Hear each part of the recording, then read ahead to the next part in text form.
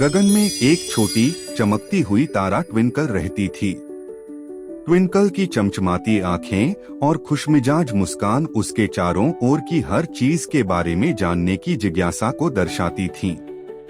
उसे रंगीन और अद्भुत दुनिया से बेहद प्यार था। एक दिन ट्विंकल ने नीचे एक बड़ा नीला और हरा गोला देखा। वह पृथ्वी थी। ट्विंकल की जिज्ञासा और भी बढ़ गई।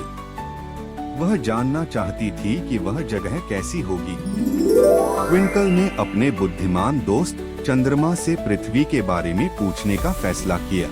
चंद्रमा ने कहा कि पृथ्वी एक खूबसूरत जगह है और उसे जाकर देखने की सलाह दी। ट्विंकल खुशी खुशी पृथ्वी पर जाने का निर्णय लेती है। वह आसमान में उड़ती हुई सिल्वर रेखाएं और चमचमाती किरणें छोड़ते हुए धरती की ओर बढ़ी। नीचे सैम नाम का एक लड़का यह सब देख रहा था। आसमान में चमकती उस रोशनी को देखकर वह चकित रह गया। ट्विंकल धीरे धीरे एक हरी भरी पहाड़ी पर उतरी, जहां सैम उत्सुकता से इंतजार कर रहा था। सैम की बड़ी बड़ी जिज्ञासु आंखें और उसकी मुस्कान ट्विंकल का स्वागत कर रही थीं। ट्विंकल उसके पास गई और दोनों ने आपस में बात की, जिससे उनकी दोस्ती गहरी हो गई। दोनों नए दोस्त पूरी रात बातें करते रहे। सैम ने नदियों, पहाड़ों और जानवरों की कहानियां सुनाई, जबकि ट्विंकल ने अपने आकाशगंगा के किस्से साझा किए। वे हंसे, सीखते रहे और एक साथ खुशी से समय बिताया। फिर सुबह हो गई। ट्विंकल की चमक धीरे धीरे मंद हो रही थी। उसे वापस गगन में लौटना था।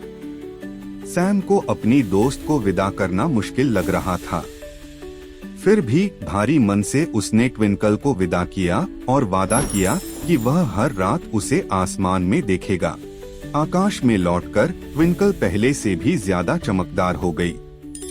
उसकी रोशनी हमेशा पृथ्वी पर मौजूद उसके दोस्त सैम तक पहुंचती रहती थी।